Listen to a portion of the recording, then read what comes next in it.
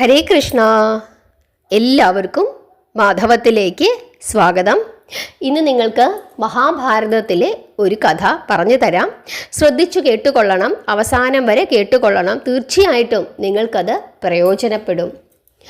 പാണ്ഡവര് സരസ്വതീ നദിയുടെ തീരത്ത് താമസിക്കുന്ന കാലത്ത്, അതായത് വനവാസ കാലത്തിലെ കാര്യമാണ് പറയുന്നത്. സരസ്വതീ നദീതീരത്ത് താമസിക്കുന്ന കാലത്ത് അവിടെ പൂർണിമ ഉത്സവം നടന്നിരുന്നു. ആ അവസരത്തിൽ പാണ്ഡവർ ശ്രേഷ്ഠന്മാരായ താപസന്മാരോടൊപ്പം സരസ്വതീ തീർത്ഥത്തിൽ വ്രതസ്നാനം നടത്തി.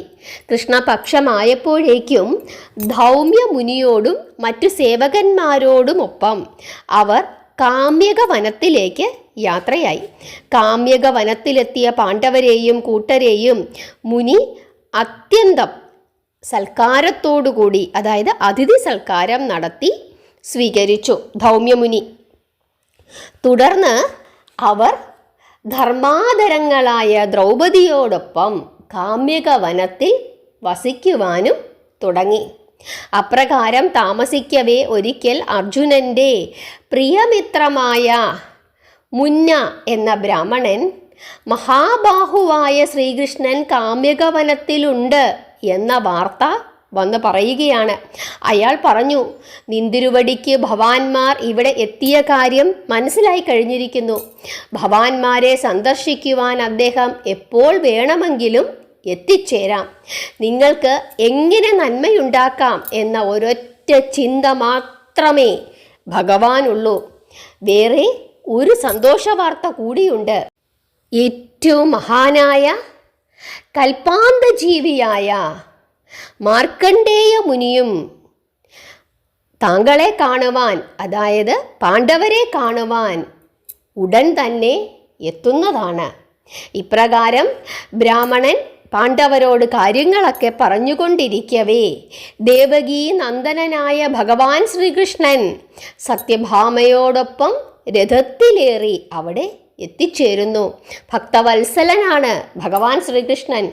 രഥത്തിൽ നിന്നും കാൽ താഴെ വെച്ച ഉടൻ തന്നെ ഭഗവാൻ ശ്രീകൃഷ്ണൻ അത്യധികമായ സന്തോഷത്തോടുകൂടി ആനന്ദത്തോടുകൂടി ധർമ്മരാജനായ യുധിഷ്ഠിരനെയും മഹാബലശാലിയായ ഭീമനെയും പ്രണമിക്കുന്നു.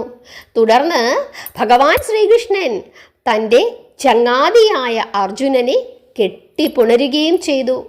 അതിനുശേഷം ദ്രൗപദിയെ സാന്ത്വന വാക്കുകൾ കൊണ്ട് ശാന്തയാക്കുകയും ചെയ്തു. ഭഗവാന്റെ പ്രിയപത്നിയായ സത്യഭാമ ദ്രൗപദിയെ ആലിംഗനം ചെയ്തു. ഇങ്ങനെ പരസ്പരം ഉപചാരം അനുസരിച്ചിട്ടുള്ള ഭക്തി ബഹുമാന സ്നേഹ പ്രകടനങ്ങൾ സമാപിച്ച ശേഷം പാണ്ഡവരെല്ലാവരും ചേർന്ന് ശ്രീകൃഷ്ണനെ സൽക്കരിച്ചു. അതിനുശേഷം എല്ലാവരും കൂടിച്ചേർന്ന് ഭഗവാൻ ശ്രീകൃഷ്ണൻ്റെ ചുറ്റും വന്നിരുന്നു. ആ സമയം ഭഗവാൻ ശ്രീകൃഷ്ണൻ യുധിഷ്ഠിരനോട് ഇങ്ങനെ പറഞ്ഞു, അല്ലയോ പാണ്ഡവ ശ്രേഷ്ഠ, ധർമ്മപാലനം എന്നത് രാജ്യ അധികാരപ്രാപ്തിയേക്കാൾ മഹത്തരമാണ്. ധർമ്മം സംരക്ഷിക്കുവാൻ വേണ്ടിയാണ് ശാസ്ത്രങ്ങൾ സാരോപദേശങ്ങൾ നടത്തുന്നത്. സത്യഭാഷണങ്ങളിലൂടെയും വ്യവഹാരങ്ങളിലൂടെയും അവിടുന്ന് ധർമ്മം സംരക്ഷിച്ചതുകൊണ്ട് ഇഹലോകത്തും പരലോകത്തും അങ്ങേക്ക് വിജയം തന്നെ. താങ്കൾ ശുഭകർമ്മങ്ങൾ ആചരിക്കുന്നത് സ്വാർത്ഥ ലാഭത്തിനു വേണ്ടിയല്ല. ധനലോഭം കൊണ്ട് അവിടുന്ന് ധർമ്മത്തിന് കേട് സംഭവിപ്പിക്കുന്നില്ല. അതുകൊണ്ടാണ് അങ്ങയെ ധർമ്മരാജൻ എന്ന് ആളുകൾ വിളിക്കുന്നത്. അങ്ങയിൽ ദാനം, സത്യം, തപം, ശ്രദ്ധ, ബുദ്ധി, ക്ഷമ, ധൈര്യം എന്നിവയെല്ലാം വിളങ്ങുന്നു. രാജ്യവും ധനവും മറ്റു ഭോഗവസ്തുക്കളും ലഭിച്ചിരുന്ന വേളയിലും ഭവാൻ ധർമ്മം വിട്ട് ചലിച്ചിരുന്നില്ല. അതിനാൽ ഭവാന്റെ ആഗ്രഹങ്ങളെല്ലാം തന്നെ ഫലവത്താകും. ഇക്കാര്യത്തിൽ ആർക്കും യാതൊരു സംശയവും വേണ്ട. ഇങ്ങനെ ഭഗവാൻ ധർമ്മരാജനോട് യുധിഷ്ഠിരനോട് പറയുകയാണ്. അതിനുശേഷം ഭഗവാൻ ദ്രൗപദിയോട് ഇങ്ങനെ പറഞ്ഞു: അല്ലയോ മഹാരാജ്ഞി, ഭവതിയുടെ പുത്രൻ സൽഗുണസമ്പന്നനും ധനുർവേദത്തിൽ അവഗാഹം നേടുന്നതിൽ അത്യന്തം ഉത്സുകനുമാണ്. ഗുണവാന്മാരായ മിത്രങ്ങളോടൊപ്പം വസിക്കുന്ന അവൻ മഹാന്മാരെ പരിചരിക്കുന്നതിലും ബഹുമാനിക്കുന്നതിലും ശ്രദ്ധ ചെലുത്തുന്നുണ്ട്. രുക്മിണീ നന്ദനനായ പ്രദ്യുമ്നൻ അനിരുദ്ധനെയും അഭിമന്യുവിനെയും അസ്ത്രവിദ്യ പഠിപ്പിച്ച അതേ നിലവാരത്തിൽ തന്നെയാണ് ഭവതിയുടെ പ്രതിവിന്ധ്യൻ തുടങ്ങിയ പുത്രന്മാരെയും ആ ശാസ്ത്രം പഠിപ്പിക്കുന്നത്. ഈ നിലയിൽ ദ്രൗപദിയോട് അവളുടെ പുത്രന്മാരുടെ കുശലങ്ങളെല്ലാം പറഞ്ഞു കേൾപ്പിച്ച ശേഷം ഭഗവാൻ ശ്രീകൃഷ്ണൻ ധർമ്മരാജനോട് ഇപ്രകാരം പറഞ്ഞു: ഹേ ധർമ്മരാജാവേ, അങ്ങയുടെ ആജ്ഞാനുവർത്തികളായി സദാ തയ്യാറായി ധാരാളം വംശത്തിൽപ്പെട്ട വീരശൂരന്മാർ നിൽക്കുന്നുണ്ട്. അജ്ഞാതവാസം കൂടിക്കഴിഞ്ഞ് അങ്ങു ചെയ്ത പ്രതിജ്ഞയുടെ സമയം കഴിഞ്ഞാൽ എല്ലാ യോദ്ധാക്കളും അങ്ങയുടെ കൂടെ ചേർന്ന് യുദ്ധം ചെയ്യാൻ സന്നദ്ധരായി വരും. തുടർന്ന് അല്ലലകന്ന് ഭവാൻ ഹസ്തിനപുരത്തിൽ രാജാവായി വാഴും. ഇവിടെ പാണ്ഡവർ വനവാസത്തിന് പോയപ്പോൾ ദ്രൗപദിയുടെ പുത്രന്മാരെ എല്ലാവരെയും സംരക്ഷിച്ചു കൊണ്ടിരുന്നത് ആരാണ് എന്നാണ് പറഞ്ഞിരിക്കുന്നത്? ഭഗവാൻ ശ്രീകൃഷ്ണനാണ്. ഭഗവാൻ ശ്രീകൃഷ്ണൻ്റെ ഇപ്രകാരമുള്ള വാക്കുകൾ കേട്ട് സന്തോഷത്തോടുകൂടി കൈകൂപ്പി നിന്നുകൊണ്ട് യുധിഷ്ഠിരൻ ഇങ്ങനെ പറഞ്ഞു: ഹേ കേശവ, പാണ്ഡവർക്ക് ഒരേ ഒരു ആശ്രയം അങ്ങു മാത്രമാണ്. അക്കാര്യത്തിൽ എനിക്ക് എള്ളോളം സംശയമില്ല. കുന്തിപുത്രന്മാരെല്ലാം അങ്ങയുടെ പാതാരവിന്ദങ്ങളിൽ ശരണം അടഞ്ഞിരിക്കുകയാണ്. കാര്യം അടുത്തു വരുമ്പോൾ അങ്ങ് പറയുന്നതിലേറെ ഞങ്ങൾക്ക് വേണ്ടി അങ്ങ് ചെയ്യും എന്ന് ഞങ്ങൾക്കുറപ്പുണ്ട്. പ്രതിജ്ഞ അനുസരിച്ച് ഞങ്ങളുടെ 12 വർഷത്തെ വനവാസം കഴിഞ്ഞു. ഇനി കരാർ അനുസരിച്ചിട്ടുള്ള 1 വർഷത്തെ അജ്ഞാതവാസമാണ് ബാക്കിയുള്ളത്. അതും കഴിഞ്ഞ് ഞങ്ങൾ അങ്ങയെ ആശ്രയിക്കും. ഭഗവാൻ ശ്രീകൃഷ്ണനും യുധിഷ്ഠിരനുമായി ഇത്തരത്തിൽ സംസാരിച്ചു കൊണ്ടിരിക്കവേ 1000 വർഷത്തെ ആയുസ്സുള്ള മാർക്കണ്ഡേയ മുനി അവിടെ എത്തിച്ചേരുകയാണ്. അവിടെ എത്തി അദ്ദേഹം ദർശനം കൊടുക്കുന്നു. അമരനായ അദ്ദേഹത്തെ കണ്ടാൽ 25 വയസ്സ് മാത്രമേ തോന്നിക്കുകയുള്ളൂ. സമസ്ത പാണ്ഡവന്മാരും ഭഗവാനും അനുയായികളായ ബ്രാഹ്മണരും മാർക്കണ്ഡേയ മുനിയെ പൂജിച്ച് ആസനത്തിലിരുത്തി. ആതിഥ്യം സ്വീകരിച്ച് അദ്ദേഹം ആസനത്തിലിരുന്നു. ആ വേളയിൽ ദേവർഷിയായ നാരദൻ അവിടെ എത്തിച്ചേർന്നു. പാണ്ഡവർ അദ്ദേഹത്തെയും യഥാവിധി സൽക്കരിച്ചു. തുടർന്ന് ധർമ്മരാജൻ മാർക്കണ്ഡേയ മുനിയോട് ഇപ്രകാരം ചോദിച്ചു: അല്ലയോ ഋഷീശ്വര, അവിടുന്ന് അത്യന്തം പുരാതനനാണ്. ദേവതകൾ, ദേവർഷികൾ, രാജർഷികൾ തുടങ്ങിയ എല്ലാവരുടെയും ചരിത്രം അങ്ങേക്കറിയാം. അതുകൊണ്ട് അങ്ങയോട് ചില കാര്യങ്ങൾ ഞാൻ ചോദിച്ചു കൊള്ളട്ടെ. ഞാൻ ധർമ്മത്തെ മുറുകെ പിടിച്ചു ജീവിക്കുന്നവനാണ്. എന്നാൽ വഞ്ചിക്കപ്പെട്ട ഞാൻ ദുഃഖത്തിൽ ഉഴലുന്നു. ലൗകിക സുഖങ്ങൾ എനിക്ക് നിരസിക്കപ്പെട്ടിരിക്കുന്നു. ദുര്യോധനനാകട്ടെ എന്നും എപ്പോഴും ദുരാചാരങ്ങളിൽ മുഴുകിയിരിക്കുന്നവനാണ്. എന്നാൽ അയാൾ ഐശ്വര്യത്തിലും ആഡംബരത്തിലും ആറാടി കഴിയുന്നു. അതുകൊണ്ട് മുനിവര, ശുഭാശുഭ കർമ്മങ്ങൾ ചെയ്യുന്നവർക്ക് അതിനനുസരിച്ചിട്ടുള്ള ഫലം എങ്ങനെയാണ് കിട്ടുന്നത്? എങ്ങനെയാണ് ഈശ്വരൻ കർമ്മങ്ങളെ നിയന്ത്രിക്കുന്നത്? സുഖദുഃഖങ്ങൾ മാനവർ അനുഭവിക്കാനിടവരുന്നു. അതിൻ്റെ കാരണങ്ങൾ എന്താണ്? മാർക്കണ്ഡേയ മുനി ഇത് കേട്ടപ്പോൾ ഇങ്ങനെ പറഞ്ഞു: അല്ലയോ മഹാരാജൻ, ഭവാൻ ഉന്നയിച്ച പ്രശ്നം തികച്ചും ശരി തന്നെയാണ്.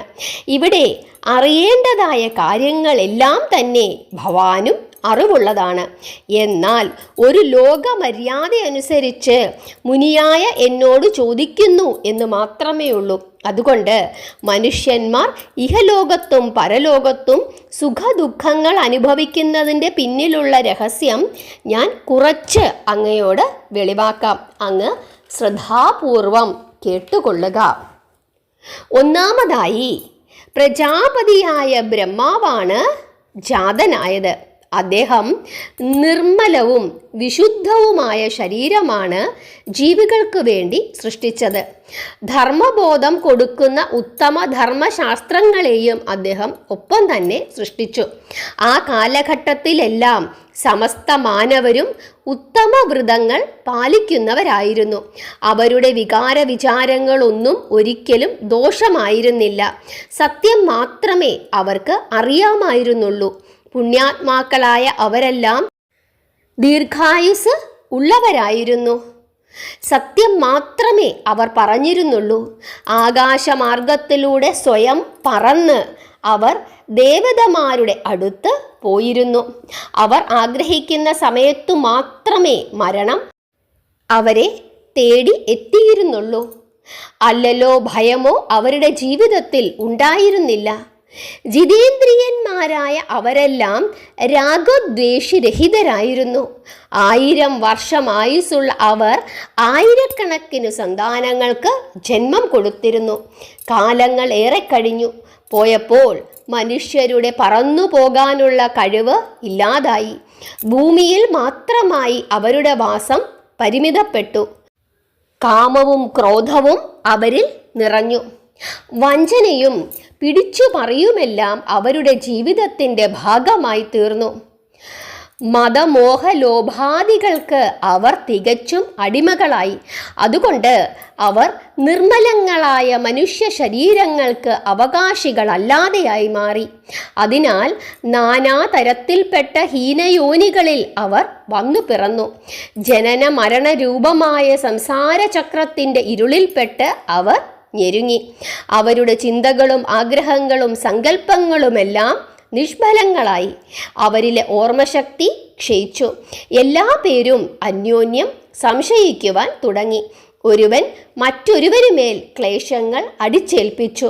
ഇപ്രകാരം പാപഭാരം പേറിയ അവരുടെ ആയുസ് കുറഞ്ഞു.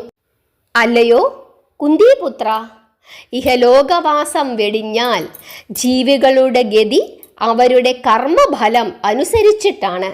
കർമ്മഫലം അനുസരിച്ചിട്ടുള്ള ഫലങ്ങളുടെ അനുഭവം യമരാജൻ നിശ്ചയിച്ചിട്ടുണ്ട്. അതനുസരിച്ച് സുഖദുഃഖങ്ങളെ ഉപേക്ഷിക്കുവാൻ ആരും സമർത്ഥരല്ല. ചില ജീവികൾ ഈ ലോകത്ത് സുഖം അനുഭവിക്കുന്നു, പരലോകത്ത് ദുഃഖവും. മറ്റു ചിലർക്ക് ഇഹലോകത്ത് ദുഃഖവും പരലോകത്ത് സൗഖ്യവും ലഭിക്കുന്നു. മറ്റു ചിലർക്ക് ഇഹലോകത്തും പരലോകത്തും സുഖം കിട്ടുന്നു, അതുപോലെ തന്നെ ദുഃഖവും. ധാരാളം ധനം കൈവശമുള്ളവൻ അതുപയോഗിച്ച് ലൗകിക സുഖഭോഗങ്ങളിൽ ആനന്ദിക്കുന്നു. ഭൗതികമായ ഈ ദേഹത്തിൻ്റെ സുഖത്തിൽ മാത്രം ചിന്തിക്കുന്നവന് പരലോകത്ത് സുഖം കിട്ടുകയില്ല. എന്നാൽ ഈ ലോകത്ത് വസിക്കവേ യോഗസാധനയും കഠിനമായ തപസ്സും അനുഷ്ഠിക്കുന്നവരുണ്ട്. അവർ വേദപഠനത്തിൽ തൽപരരുമാണ്. ജിതേന്ദ്രിയന്മാരായ അവർ അഹിംസയിൽ വിശ്വസിക്കുന്നു. ഭൗതിക ശരീര പോഷണത്തിൽ അവർ ശ്രദ്ധിക്കാറേയില്ല. അവർക്ക് ഈ ലോകത്ത് സുഖം ലഭിക്കുകയില്ല. എന്നാൽ അവർ പരലോകത്ത് ആനന്ദിക്കുന്നു. ആരാണോ ആദ്യമേ തന്നെ ധർമാചരണങ്ങൾ യഥാവിധി ചെയ്യുന്നത്, യഥാകാലം വിവാഹിതനായി യജ്ഞയാഗാദികളെല്ലാം ആർജിത ധനം ഉപയോഗിച്ചു അവർക്ക് ഈ ലോകവും പരലോകവും സുഖദായകങ്ങൾ തന്നെ. എന്നാൽ ഏതു മൂർഖന്മാരായ മനുഷ്യരാണോ വിദ്യ, തപം, ദാനം എന്നിവയ്ക്ക് ഒരു വിലയും കൽപ്പിക്കാതെ വിഷയാസക്തന്മാരായി ജീവിക്കുന്നത്, അവർക്ക് ഈ ലോകവും പരലോകവും നരകം തന്നെ. ഹേ രാജാവായ യുധിഷ്ഠിര, പാണ്ഡവന്മാരായ ഭവാന്മാർ വലിയ പരാക്രമികളും സത്യവാദികളും തന്നെ. ദേവതാ കാര്യ നിർവാഹണത്തിനു വേണ്ടിയാണ് ഭവാന്മാർ പാണ്ഡുപുത്രരായി ജനിച്ചിരിക്കുന്നത്. തപസ്സിലും സദാചാരങ്ങളിലും തൽപരരായിരിക്കുന്ന വീരന്മാരാണ് നിങ്ങൾ എല്ലാവരും തന്നെ. മഹത്തരമായ അനേകം കാര്യങ്ങൾ നിങ്ങളിവിടെ ചെയ്തു തീർക്കും. തന്മൂലം ദേവതമാരും ഋഷിജനങ്ങളും സന്തുഷ്ടരായി തീരും. അതിൻ്റെ എല്ലാം പരിണിത ഫലമായി ഭവാന്മാർ ഉത്തമ ലോകത്ത് എത്തിച്ചേരുക തന്നെ ചെയ്യും. ഇന്നത്തെ ഈ കഷ്ടപ്പാട് കണ്ട് നിങ്ങൾ മനസ്സ് വേദനിപ്പിക്കേണ്ട. ഈ ദുഃഖം ഭാവിയിലെ നിങ്ങളുടെ സുഖത്തിൻ്റെ നാന്ദിയാണ്.